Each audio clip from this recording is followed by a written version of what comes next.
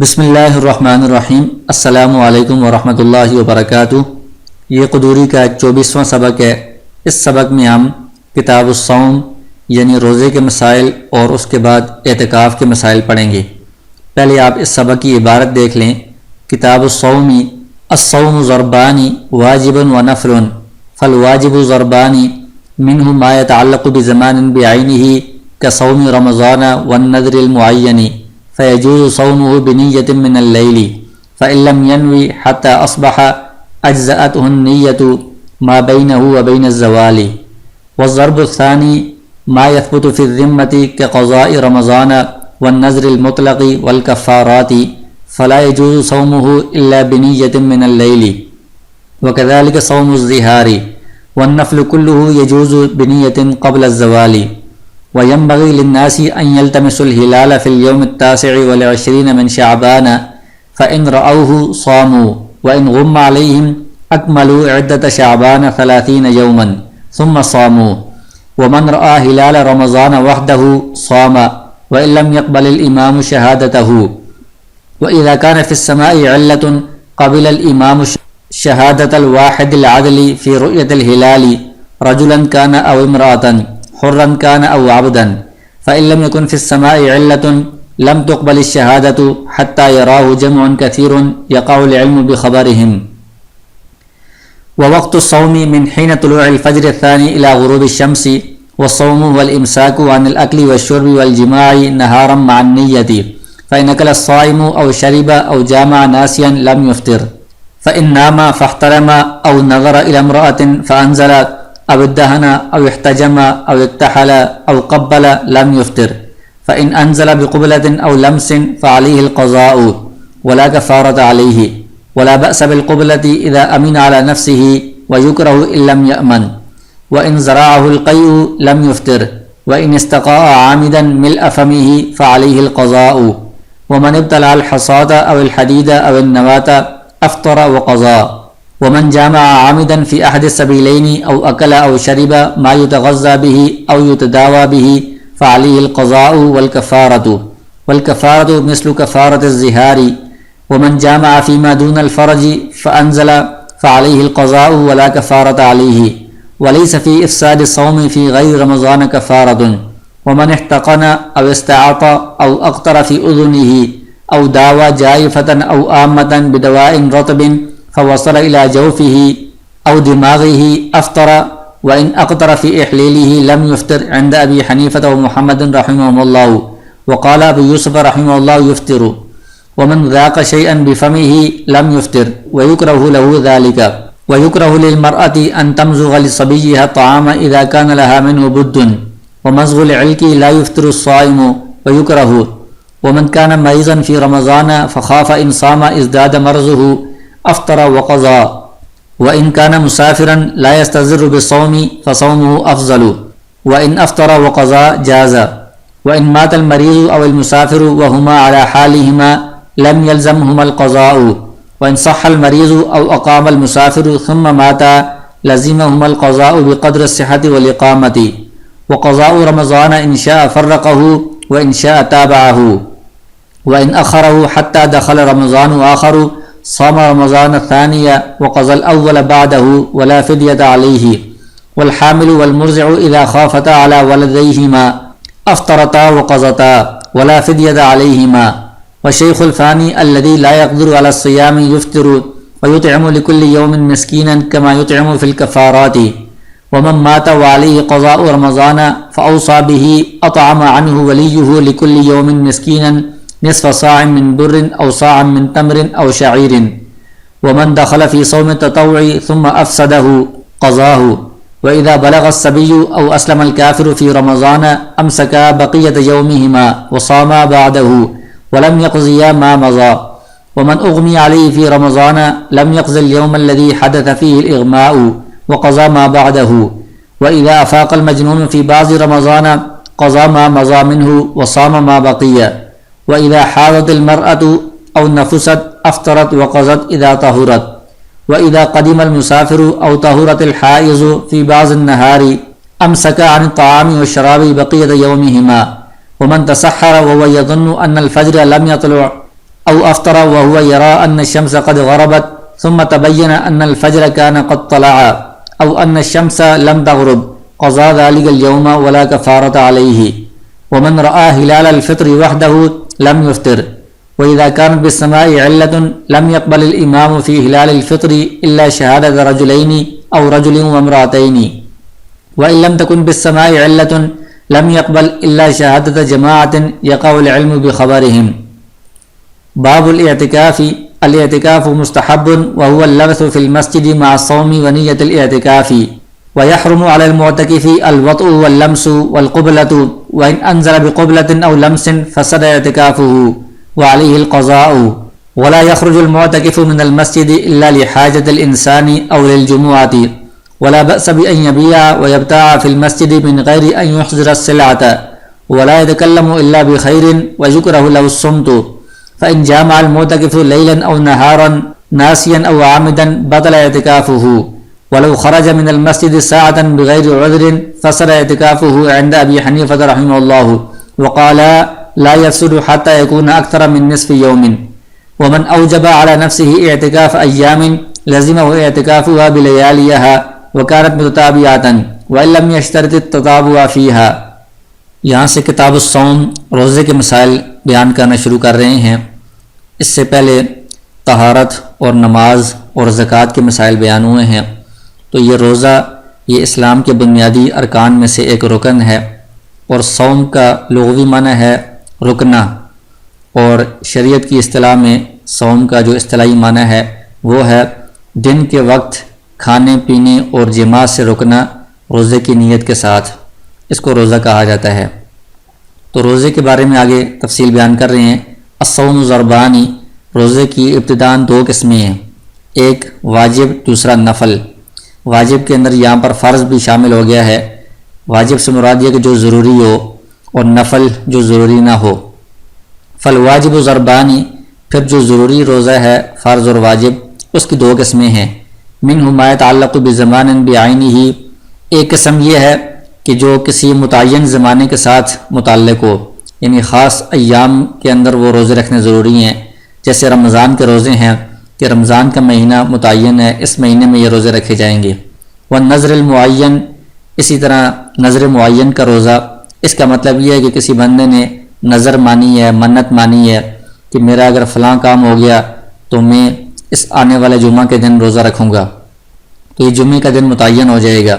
یا اس نے تاریخ مقرر کر دی کہ میں شعبان کی 10 تاریخ کو روزہ رکھوں گا، تو یہ نظر معین ہو جائے گا۔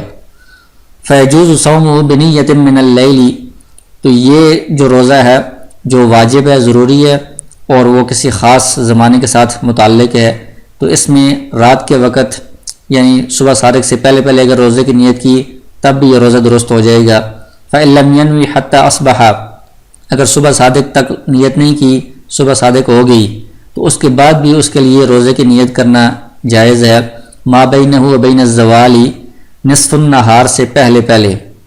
یہاں پر زوال کا لفظ استعمال ہوا ہے، تو اس زوال سے وہ والا زوال جو ہمارے یہاں مشہور ہے دوپہر کا وقت، وہ مراد نہیں ہے، کیونکہ روزے کا جو وقت ہے وہ صبح صادق سے لے کر غروب آفتاب تک ہے۔ تو صبح صادق سے لے کر غروب آفتاب تک کا جو وقت ہے، اس کا ہم اگر درمیان نکالیں تو وہ یہ جو دوپہر کا وقت ہوتا ہے اس سے کچھ پہلے کا وقت ہوتا ہے، اس کو نصف النہار شرعی کہا جاتا ہے، کہ شریعت میں جو دن ہے وہ صبح صادق سے غروب آفتاب تک ہے، اس کا جو آدھا ہوگا نصف النہار، اس سے پہلے نیت ہو، تاکہ دن کے اکثر حصے میں نیت ہو جائے تو للاکثر حکم الکل کے تحت پورے حصے میں ہم روزے کو شمار کر لیں گے۔ تو یہ جو زوال ہمارے یہاں عرفی زوال ہے، نصف النہار عرفی جسے کہا جاتا ہے، کہ طلوع آفتاب سے لے کر غروب آفتاب تک کا جو وقت ہے اس کا درمیان جس میں سورج بالکل سر پر ہوتا ہے، تو یہ نصف النہار عرفی ہے جو مشہور زوال ہے، وہ یہاں پر مراد نہیں ہے۔ یہاں پر نصف النہار شرعی مراد ہے جو دوپہر کے وقت سے کچھ پہلے ہوگا، تو اس سے پہلے نیت کرنا ضروری ہے، یہ رمضان کے روزے کی اور نظر معین کے روزے کی، جبکہ صبح سے اس وقت تک کوئی کھایا پیا نہ ہو۔ والضرب الثانی، دوسری قسم یہ ہے ما یثبت فی الذمتی، کہ جو واجب ہو یا ضروری ہو اور اس میں کوئی دن یا وقت متعین نہیں ہے، ذمے کے اندر ثابت ہے کہ کسی وقت بھی رکھنے ہیں، جیسے رمضان کی قضاء کے روزے ہیں تو وہ پورے سال میں کسی بھی وقت رکھے جا سکتے ہیں۔ والنظر المطلق، اسی طرح کسی نے مطلق نظر مانی ہے کہ میرا اگر فلاں کام ہو گیا تو میں 1 روزہ رکھوں گا یا 3 روزے رکھوں گا، دن متعین نہیں کیا کہ کب رکھوں گا۔ اسی طرح جو کفارات کے روزے ہیں وہ بھی ایام کے ساتھ، دنوں کے ساتھ خاص نہیں ہے، کسی بھی دن رکھے جا سکتے ہیں۔ تو ان کے بارے میں حکم کیا ہے؟ فلا يجوز الصوم الا بنیۃ من اللیل، تو یہ جو روزے ہیں یہ رات کے وقت نیت کرنے سے ہی درست ہو سکتے ہیں۔ صبح صادق سے پہلے نیت ہو تب روزہ ہوگا، صبح صادق کے بعد نیت کرنے سے یہ روزہ معتبر نہیں ہوگا، شمار نہیں ہوگا۔ اسی طرح جو ظہار کے روزے ہیں اس میں بھی رات سے ہی نیت کرنا ضروری ہے، کیونکہ ان کا بھی وقت متعین نہیں ہوتا اور وہ ضروری ہوتے ہیں۔ تو یہ تو تفصیل تھی جو واجب یا فرض روزے ہیں ضروری۔ آگے کہتے ہیں کہ جو نفل روزہ ہے وہ سارے کے سارے، چاہے کسی طرح کا بھی نفل روزہ ہو، یجوز بنیت قبل الزوال، نصف النہار شرعی سے پہلے نیت اس کی جا سکتی ہے، وہ روزہ درست ہو جائے گا۔ یعنی صبح سے اگر کسی نے کھایا پیا نہیں ہے، نصف النہار شرعی سے پہلے وہ روزے کی نیت کر لیتا ہے، رات کو اس کا روزے کا ارادہ نہیں تھا، نیت نہیں تھی، تو یہ نفلی روزہ درست ہو جائے گا، یہ معتبر ہوگا۔ تو اس میں بھی زوال سے مراد دوپہر کا وقت نہیں ہے جس میں سورج بالکل سر پر ہوتا ہے، اس زوال سے مراد نصف النہار شرعی ہے کہ صبح صادق سے لے کر غروب آفتاب تک جتنے گھنٹے منٹ بنتے ہیں ان کا آپ آدھا وقت نکال رہے ہیں، نصف نکال رہے ہیں، تو وہ جو وقت ہے اس سے پہلے مثلا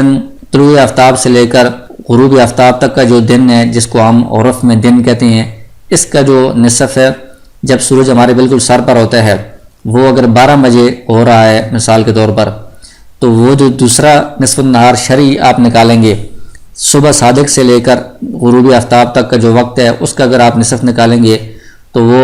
11 بجے یا 10:30 بجے یا 11:15 بجے، اس طرح مختلف علاقوں کے اعتبار سے وہ مختلف ہوگا، تو وہ اس 12 بجے والے دوپہر والے زوال سے کچھ پہلے ہوگا، تو وہ جو وقت ہے نصف النہار شرعی اس سے پہلے نیت کرنا یہ ضروری ہوگا۔ آگے مسائل بیان کر رہے ہیں، وَيَنبَغِي لِلنَّاسِ أَن يَلْتَمِسُوا الْهِلَالَ فِي الْيَوْمِ التَّاسِعِ وَالْعِشْرِينَ مِنْ شَعْبَانَ، جب شعبان کی 29 تاریخ ہو تو اس وقت لوگوں کے لیے ضروری ہے کہ وہ ہلال کو، چاند کو تلاش کریں، رمضان کا جو نیا چاند ہے۔ فَإِنْ رَأَوْهُ، اگر 29 شعبان کو چاند کو وہ دیکھ لیتے ہیں تو اگلے دن وہ روزہ رکھ لیں۔ وَإِنْ غُمَّ عَلَيْهِمْ، اگر چاند یعنی چھپ جاتا ہے یا ان کو نظر نہیں آتا تو وہ شعبان کے 30 دن پورے کریں گے، پھر اس کے بعد اگلے دن روزہ رکھیں گے۔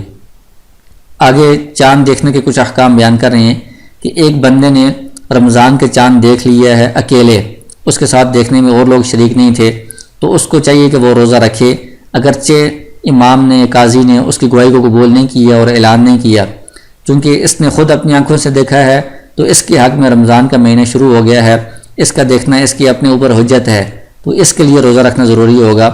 دوسروں کے لیے اس کا دیکھنا حجت تب بنے گا جب امام اس کی گواہی قبول کرے اور اعلان کرے۔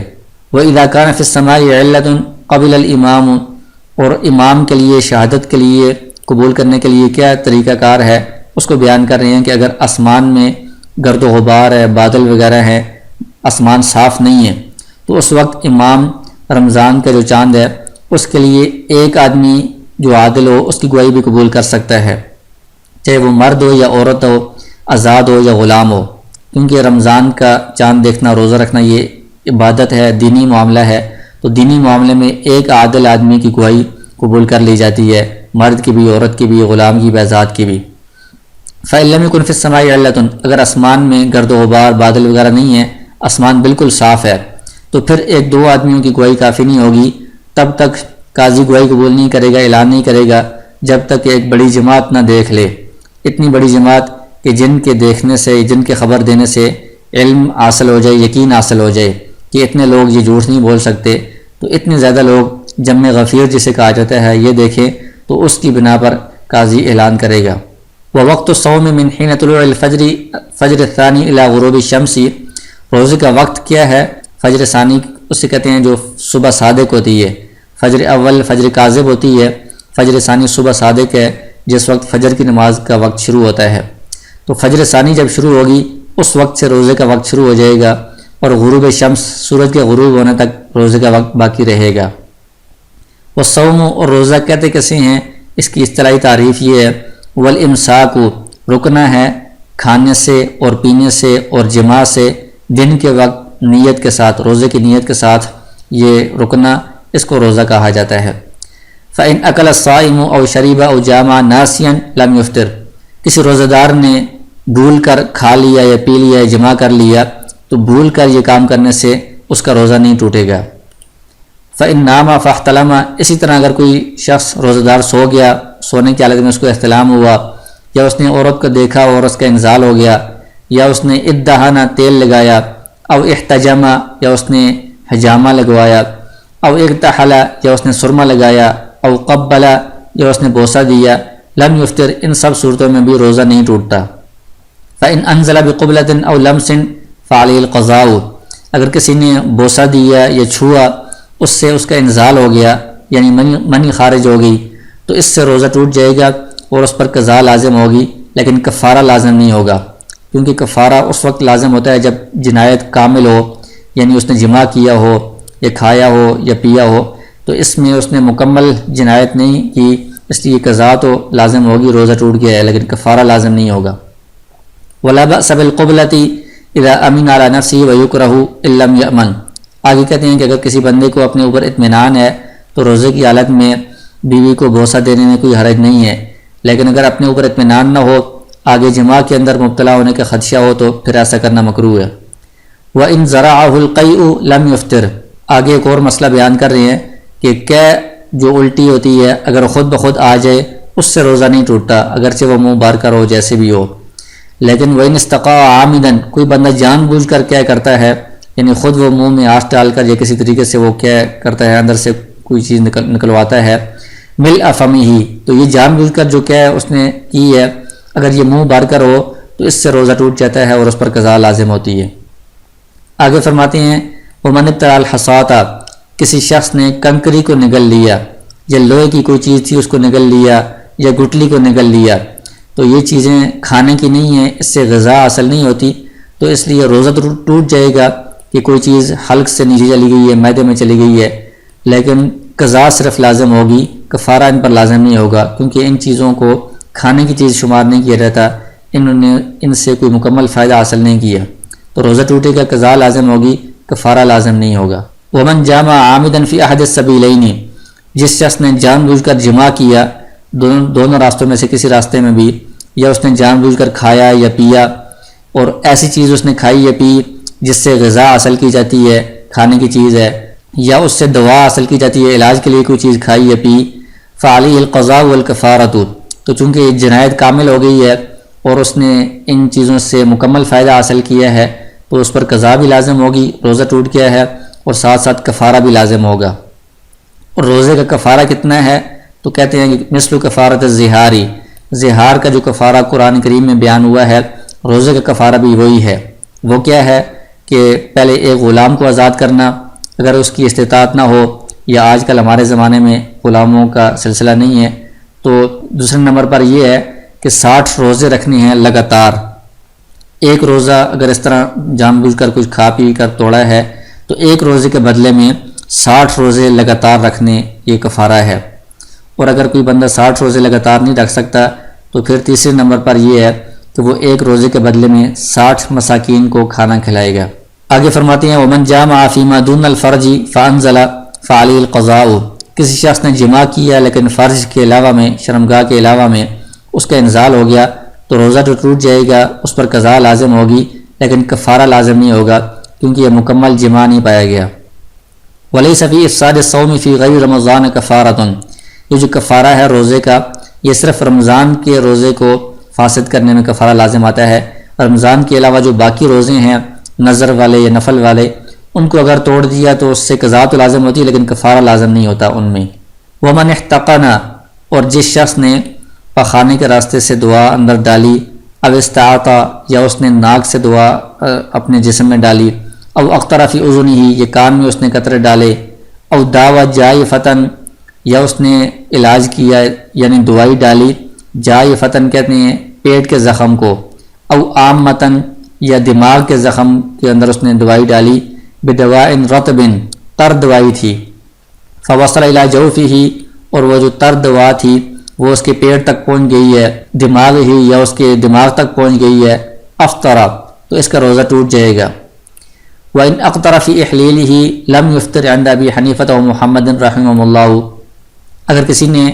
جو چھوٹے پیشاب کی جگہ ہے اس کے اندر قطرے ڈالے دوا کے کسی بھی چیز کے، تو اس سے امام ابو حنیفہ اور امام محمد رحمہ اللہ کے نزدیک روزہ نہیں ٹوٹے گا۔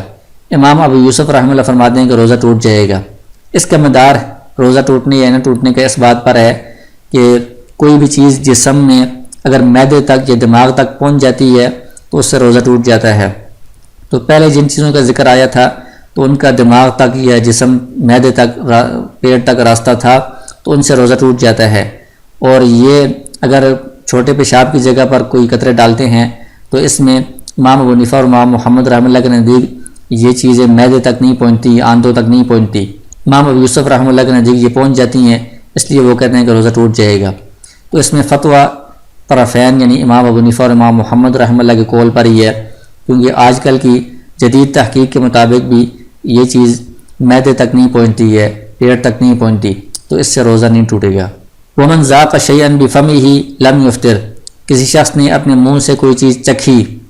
تو اس میں اگر کوئی ذرات وغیرہ کوئی چیز حلق سے نیچے نہیں گئے بلکہ اس نے چکھ کر اس کو تھوک دیا ہے، اس سے روزہ نہیں ٹوٹتا، لیکن ایسا کرنا مکروہ ہے کیونکہ اس کے اندر شبہ ہوتا ہے، خدشہ ہوتا ہے کہ کوئی ذرات وغیرہ وہ حلق سے نیچے پیٹ میں چلے جائیں۔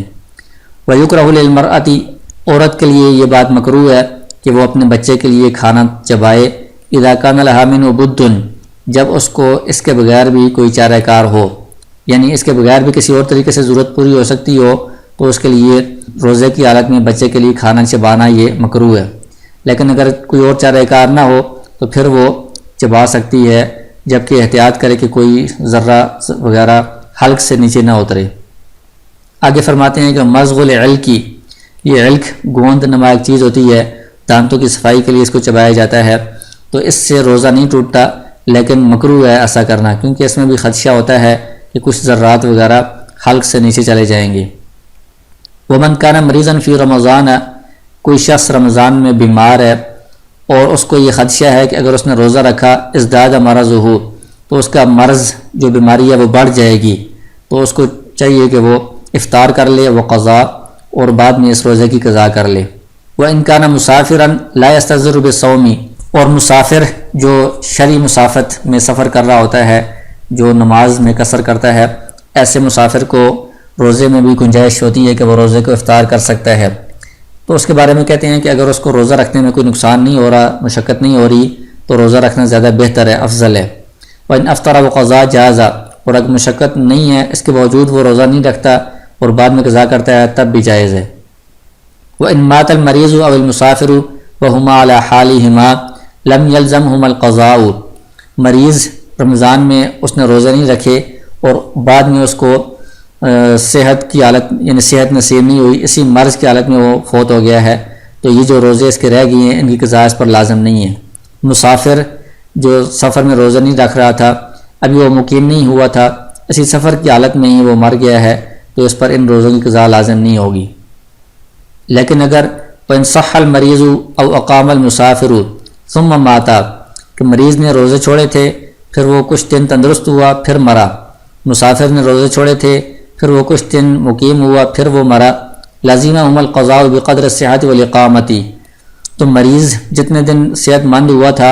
اتنے دن وہ روزوں کی چونکہ قضا کر سکتا تھا، تو اتنے دن کی قضا اس کے ذمہ میں لازم ہوگی۔ مسافر بھی سفر کے بعد جتنے دن مقیم ہوا تھا اتنے دن وہ روزے رکھ سکتا تھا، تو اتنے دن کے روزوں کی اس کے اوپر قضا لازم ہوگی، جو باقی زائد روزے اگر رہتے ہیں تو وہ اس سے معاف ہو جائیں گے۔ تو یہ قضا لازم ہونے کا مطلب یہ ہے کہ یہ تو چونکہ مر گئے ہیں، اب ان کی طرف سے ان روزوں کا فدیہ دیا جائے گا۔ وَقَضَاءُ رَمَضَانَ إِنْ شَاءَ فَرَّقَهُ وَإِنْ شَاءَ تَابَعَهُ، اور رمضان کی جو قضا ہے اس میں اختیار ہے، چاہے تو اس کو الگ الگ وقفے سے رکھا جائے اور چاہے تو اس کو لگاتار رکھے، یعنی اگر 5 روزے ہیں تو 5 میں اگر وقفہ کرے تب بھی کر سکتا ہے، لگاتار رکھے تب بھی رکھ سکتا ہے۔ وَإِنْ أَخَرَهُ حَتَّى دَخَلَ رَمَضَانُ آخر، کسی شخص نے رمضان کے روزوں کو اتنا مؤخر کر دیا کہ اگلا رمضان آ گیا، تو اب وہ ان روزوں کی رمضان میں قضا نہیں کر سکتا، دوسرے رمضان کے روزے رکھے گا، اور اس رمضان کے بعد جو پہلے والے رمضان کے روزے رہ گئے تھے ان کی قضا کرے گا، اور اس تاخیر کی وجہ سے اس پر کوئی فدیہ وغیرہ لازم نہیں ہے، بس یہ قضا ہی کرے گا۔ والحامل والمرضع، جو حاملہ عورت ہے اور جو دودھ پلانے والی عورت ہے، ان دونوں کو اگر روزہ رکھنے میں خدشہ ہو بچے کے بارے میں کہ بچے کی صحت کو نقصان پہنچے گا، تو یہ افطرتا روزہ توڑ سکتی ہیں اور بعد میں اس کی قضا کر سکتی ہیں۔ ولا فدیۃ علیہما، اس روزہ توڑنے کی وجہ سے ان پر کوئی فدیہ لازم نہیں ہوگا، اور نہ ہی یہ روزے کا فدیہ دے سکتی ہیں، بلکہ بعد میں تندرست کی حالت میں یہ قضا کریں گی۔ والشیخ الفانی الذی لا یقدر علی الصیام یفطر، اور جو شیخ فانی ہے، شیخ فانی سے مراد یہ ہے کہ اتنا بوڑھا شخص ہے کہ جس کے آئندہ تندرست ہونے کی اور روزہ رکھنے کی کوئی امید نہیں ہے، تو یہ شخص اگر ابھی روزہ نہیں رکھ سکتا تو یہ افطار کرے گا، یعنی روزہ چھوڑ دے گا اور اس کا فدیہ دے گا۔ فدیہ کیا ہے؟ یطعم لکل یوم مسکینا، کہ یہ ہر دن کا جو روزہ ہے ایک دن کے بدلے میں یہ ایک مسکین کو کھانا کھلائے گا، یہ اس کا فدیہ ہو جائے گا۔ کما یطعم فی الکفارات، جس طرح کفارات میں مسکین کو کھانا کھلایا جاتا ہے، تو یہاں پر ایک روزے کے بدلے میں ایک مسکین کو 2 وقت کا پیٹ بھر کر کھانا کھلایا جائے متوسط درجے کا، تو اس کی مقدار فقہا نے بیان کی ہے صدقہ فطر کی، کہ جو صدقہ فطر کی مقدار ہے وہ ایک روزے کے فدیے کی وہ مقدار ہوگی۔ ومن مات وعلیہ قضاء رمضان، جو شخص فوت ہوا اس پر رمضان کے روزوں کی قضا لازم تھی، فاوصى به، اس نے وصیت کر دی کہ میری طرف سے فدیہ دے دیا جائے ان روزوں کا، تو اطعم عنہ ولیہ، اس کی طرف سے جو اس کا ولی ہے وہ فدیہ دے گا۔ کس طرح کہ ہر دن کا جو روزہ ہے اس کے بدلے میں ایک مسکین کو وہ کھانا کھلائے، یا اس کو کھانے کی مقدار غلہ یا قیمت دے دے، تو وہ کتنی مقدار ہے؟ نصف صاع من بر، نصف سا گندم، یا 1 سا کھجور، یا 1 سا جو، تو یہ وہی مقدار ہے جو صدقہ فطر میں تفصیل سے بیان ہوئی ہے، تو اتنی مقدار ایک روزے کے بدلے میں یہ فدیہ دیا جائے گا۔ تو اس میں قیمت بھی دی جا سکتی ہے اس مقدار کی، اور گندم یا کھجور بھی دی جا سکتی ہے، اور کھانا بھی کھلایا جا سکتا ہے۔ ومن دخل فی صوم تطوعی ثم افسدہ، کسی شخص نے نفل روزہ شروع کر دیا پھر بعد میں اس کو توڑ دیا، قضاء، تو اب یہ پہلے تو نفل تھا لیکن جب اس نے شروع کر دیا تو اب یہ اس پر واجب ہو گیا اس کو پورا کرنا، تو اس لیے توڑنے کے بعد اب اس کی قضا کرنا اس کے ذمے میں لازم ہے۔ وَإِذَا بَلَغَ الصَّبِيُّ وَأَسْلَمَ الْكَافِرُ فِي رَمَضَانَ، اگر بچہ رمضان کے مہینے کے اندر درمیان میں بالغ ہوا ہے، یا کافر کوئی رمضان کے مہینے میں مسلمان ہوا ہے، تو دن کے کسی حصے میں اگر وہ بچہ بالغ ہوا ہے یا کافر مسلمان ہوا ہے، تو اس دن کا جو باقی حصہ رہتا ہے اس میں وہ رک جائیں گے کھانے پینے سے۔ وصام بعدہ، اور اس کے بعد جو اگلے دن آ رہے ہیں ان میں وہ باقاعدہ روزہ رکھیں گے، اور جو پہلے دن گزر گئے ہیں بچے کے بالغ ہونے سے پہلے اور کافر کے مسلمان ہونے سے پہلے، ان کی قضا ان کے ذمہ لازم نہیں ہے، کیونکہ اس وقت وہ مکلف ہی نہیں تھے۔ ومن اغمی علیہ فی رمضان، جس شخص پر رمضان میں بے ہوشی طاری ہو جائے، لم یقض الیوم الذی حدث فیہ الاغماء، تو جس دن میں اس کو بے ہوشی طاری ہوئی ہے، کیونکہ اس نے صبح سے روزہ رکھا ہوا تھا تو بے ہوشی کے دوران اس نے کوئی چیز کھائی پی نہیں ہے، لہٰذا ہم اس دن کو روزہ شمار کر لیں گے، اس دن کی وہ بعد میں قضا نہیں کرے گا۔ وقضا ما بعدہ، اس دن کے بعد جو اگلے دن ہیں جو بے ہوشی میں گزر رہے ہیں، تو چونکہ ان دنوں میں اس نے کوئی نیت نہیں کی روزے کی، تو وہ روزہ اس کا شمار نہیں ہوگا، اگلے دنوں کی وہ بعد میں قضا کرے گا۔ وَإِذَا أَفَاقَ الْمَجْنُونُ فِي بَعْضِ رَمَضَانَ قَضَى مَا مَضَى مِنْهُ، کسی شخص پر جنون طاری تھا، تو مجنون جو ہوتا ہے یہ مکلف نہیں ہوتا، اس پر روزے فرض نہیں ہوتے، لیکن اگر بعض رمضان میں اس کا جنون ختم ہو گیا، افاقہ ہو گیا، تو جتنے دن پہلے گزر چکے ہیں ان کی وہ بعد میں قضا کرے گا۔ وہ صام ما بقیہ، اور جو باقی دن ہیں ان میں وہ باقاعدہ روزہ رکھے گا۔ وَإِذَا حَاضَتِ الْمَرْأَةُ، اگر عورت کو حیض شروع ہو جاتا ہے رمضان میں یا نفاس شروع ہو جاتا ہے، تو وہ افطار کرے گی، یعنی روزے نہیں رکھے گی، اور جتنے روزے اس کے رہ گئے ہیں حیض کی حالت میں یا نفاس کی حالت میں، ان سب روزوں کی وہ پاک ہونے کے بعد قضا کرے گی۔ اور اگر کوئی مسافر آ جاتا ہے یعنی مقیم ہو جاتا ہے، یا حائضہ عورت تھی وہ پاک ہو جاتی ہے دن کے کسی حصے میں، تو اب جتنا دن کا حصہ باقی ہے اس باقی حصے میں وہ کھانے پینے سے رک جائیں تاکہ رمضان کا احترام باقی رہے، اور اس دن کی بھی وہ بعد میں قضا کریں گے۔ ومن تسحر وهو يظن ان الفجر لم يطلع، کسی شخص نے سحری جو کر رہا تھا سحری کرتا رہا آگے، یا اس نے طلوع فجر کے بعد سحری کی، وہ یہ گمان کر رہا تھا کہ ابھی فجر طلوع نہیں ہوئی، صبح صادق کا وقت نہیں ہوا، یا کسی شخص نے افطاری کر لی مغرب سے پہلے، وہ سمجھ رہا تھا کہ سورج غروب ہو چکا ہے، بعد میں پتہ چلا کہ پہلی صورت میں فجر طلوع ہو چکی ہے اور دوسری صورت میں سورج ابھی غروب نہیں ہوا، اس نے پہلی افطاری کر لی ہے، تو ان دونوں صورتوں میں روزہ ٹوٹ جائے گا۔ قضاء ذالک الیوم، اس روزے کی قضا لازم ہوگی لیکن کفارہ لازم نہیں ہوگا کیونکہ غلطی سے ایسا کام ہوا ہے۔ ومن رآ ہلال الفطر وحدہ لم یفطر، تو عید کے چاند کے بارے میں احکام بیان کر رہے ہیں کہ عید کا چاند اگر کسی نے اکیلے دیکھ لیا تو یہ افطار نہیں کرے گا جب تک کہ سارے مسلمانوں کی طرف سے اعلان نہ ہو جائے، قاضی کی طرف سے اعلان نہ ہو جائے، کیونکہ احتیاط اسی میں ہے کہ ہو سکتا ہے کہ اس کو غلط فہمی ہو گئی ہو اور دوسرے لوگوں نے نہیں دیکھا، تو ان کے ساتھ اس کو بھی ایک اور روزہ رکھنا چاہیے، احتیاط اسی میں ہے۔ وَإِذَا كَانَتْ بِالسَّمَاءِ عِلَّةٌ، آسمان میں اگر بادل ہوں، گرد و غبار وغیرہ ہو، صاف نہ ہو، تو امام عید الفطر کا جو ہلال ہے، چاند ہے، اس میں 2 مردوں کی گواہی قبول کرے گا یا 1 مرد اور 2 عورتوں کی گواہی قبول کرے گا، یعنی اس میں جو شہادت کی جو پوری تعداد ہے، جو شہادت کا معیار ہے، وہ برقرار رہنا چاہیے۔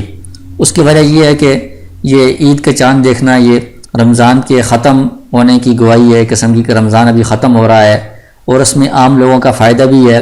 اس کو ہم معاملات کی طرح ہم شمار کریں گے، تو جس طرح معاملات میں 2 مرد یا 1 مرد اور 2 عورتیں ہوتی ہیں، اس طرح یہاں پر بھی یہ شہادت کی یہ تعداد پوری ہونی چاہیے۔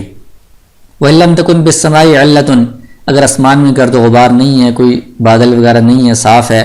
تو پھر اسی طرح جمع غفیر کی گواہی آئے گی، تب امام قبول کرے گا، جن کے خبر دینے سے علم یقین حاصل ہو جائے کہ واقعی اتنے لوگ جھوٹ نہیں بول سکتے، تو اتنی بڑی جماعت کی گواہی آئے گی تب امام قبول کرے گا، اس پر فیصلہ کرے گا۔ آگے باب الاعتکاف، اعتکاف کے مسائل بیان کر رہے ہیں۔ اعتکاف کا لغوی معنی ہے ٹھہرنا، اور اصطلاحی معنی یہ ہے کہ روزے کی حالت میں اعتکاف کی نیت سے مسجد میں ٹھہرنا۔ تو اس کا حکم بیان فرمایا ہے الاعتکاف مستحب، تو مستحب سے مراد یہاں پر مسنون ہے، اور احادیث میں اس کی جس طرح تاکید آئی ہے ان سے پتہ چلتا ہے کہ اعتکاف سنت مؤکدہ ہے۔ رمضان کے آخری عشرے میں جو اعتکاف ہوتا ہے وہ اعتکاف سنت مؤکدہ علی الکفایہ ہے۔ مؤکدہ کا مطلب یہ ہے کہ ایسی سنت ہے کہ جس کی بہت زیادہ تاکید آئی ہے، آپ صلی اللہ علیہ وسلم نے ہر سال اس پر عمل کیا ہے، کبھی اس کو چھوڑا نہیں ہے۔ اور علی الکفایہ کا مطلب یہ ہے کہ ہر محلے میں یا ہر مسجد میں 1-2 بندے اگر بیٹھ جائیں تو سب کی طرف سے یہ سنت ادا ہو جائے گی۔ اگر کوئی بھی نہیں اعتکاف کرتا تو اس سارے محلے والے یا ساری بستی والے سنت کو چھوڑنے کی وجہ سے ملامت کے مستحق ہوں گے۔ تو اعتکاف کی تعریف بیان کی ہے، وَهُوَ اللَّبْثُ فِي الْمَسْجِدِ مَعَ الصَّوْمِ وَنِيَّةِ الْاعْتِكَافِ، مسجد میں ٹھہرنا روزے کے ساتھ اور اعتکاف کی نیت کے ساتھ، اس کو اعتکاف کہا جاتا ہے شرعی اصطلاح میں۔ آگے اعتکاف کے مسائل شروع کر رہے ہیں کہ معتکف جو اعتکاف کرنے والا ہے اس پر حرام ہے اعتکاف کی حالت میں وطی کرنا یا کسی عورت کو چھونا یا بوسہ دینا۔ اگر اس نے بوسہ دیا یا چھوا، اس کا انزال ہو گیا تو اس سے اعتکاف فاسد ہو جائے گا، اور اگر کسی کا اعتکاف ٹوٹ جائے تو اس پر اعتکافی قضا لازم ہوتی ہے۔ وَلَا يَخْرُجُ الْمُعْتَكِفُ مِنَ الْمَسْجِدِ إِلَّا لِحَاجَةِ الْإِنسَانِ، تو معتکف ہمیشہ مسجد میں ہی رہے گا، مسجد سے نکلنا یا تو طبعی ضرورت کی وجہ سے جائز ہے یا شرعی ضرورت کی وجہ سے۔ طبعی ضرورت سے مراد یہ ہے کہ انسان کی جو حاجت ہے جسمانی، یعنی پیشاب کے لیے، پخانے کے لیے، یا جو واجب غسل ہے غسل جنابت، اس کے لیے وہ مسجد سے باہر نکل سکتا ہے، اور جیسے ہی ضرورت پوری ہو فوراً واپس مسجد میں آ جائے۔ اور للجمعاتی، یہ شرعی ضرورت ہے کہ جس مسجد میں وہ اعتکاف کر رہا ہے اس مسجد میں جمعہ نہیں ہوتا، تو وہ دوسری مسجد جو جامع مسجد ہے وہاں پر جمعے کے لیے جا سکتا ہے، لیکن راستے میں ٹھہرے نہ اور کسی سے بات بھی نہ کرے، فوراً وہ وہاں پر جمعہ پڑھ کر واپس آ جائے۔ وَلَا بَأْسَ بِأَن يَبِيعَ وَيَبْتَاعَ فِي الْمَسْجِدِ، تو کہتے ہیں کہ اعتکاف کرنے والے کو اگر ضرورت پڑے کہ مسجد میں وہ خرید و فروخت کرے زبان کے ذریعے سے، یعنی بات کے ذریعے سے، ایجاب و قبول کے ذریعے سے، نہ کہ سامان کو حاضر کر کے، تو اس طرح کرنے کی اس کو اجازت ہے، گنجائش ہے، لیکن زیادہ بہتر نہیں ہے، مناسب نہیں ہے، کیونکہ اعتکاف عبادت کے لیے ہے تو اس میں عبادات ہی کرنی چاہیے۔ وَلَا يَتَكَلَّمُ إِلَّا بِخَيْرٍ، اور مسجد کے اندر یہ اعتکاف کر رہا ہے تو اس کو دین کی بات، خیر کی بات ہی کہنی چاہیے، فضول لغو باتیں نہیں کرنی چاہیے۔ اور چپ رہنا یہ کوئی عبادت نہیں ہے، چپ رہنا یہ مکروہ ہے، کسی عبادت میں، نماز میں، تلاوت میں، ذکر و اذکار میں مشغول رہنا چاہیے۔ فَإِن جَامَعَ الْمُعْتَكِفُ لَيْلًا أَوْ نَهَارًا، اگر اعتکاف کرنے والے نے دن میں یا رات میں جان بوجھ کر یا بھول کر جمع کر دیا، تب بھی اس کا اعتکاف باطل ہو جائے گا اور بعد میں اس کی قضا لازم ہوگی۔ اور اگر کوئی اعتکاف کرنے والا مسجد سے ایک گھڑی کے لیے بھی بغیر عذر کے نکل گیا، یعنی کوئی عذر نہیں تھا، کوئی طبی حاجت یا شرعی حاجت نہیں تھی، مسجد سے وہ تھوڑی دیر کے لیے بھی نکل گیا، تو امام ابو حنیفہ رحمۃ اللہ کے نزدیک اس کا اعتکاف فاسد ہو جائے گا، ٹوٹ جائے گا۔ صاحبین یہ فرماتے ہیں تھوڑی دیر نکلنے سے اعتکاف نہیں ٹوٹے گا یہاں تک کہ آدھے دن سے زیادہ وہ باہر نہ رہے، اور اس میں فتویٰ امام ابو حنیفہ رحمۃ اللہ کے قول پر ہے تھوڑی دیر بھی بغیر عذر کے باہر نکلنے سے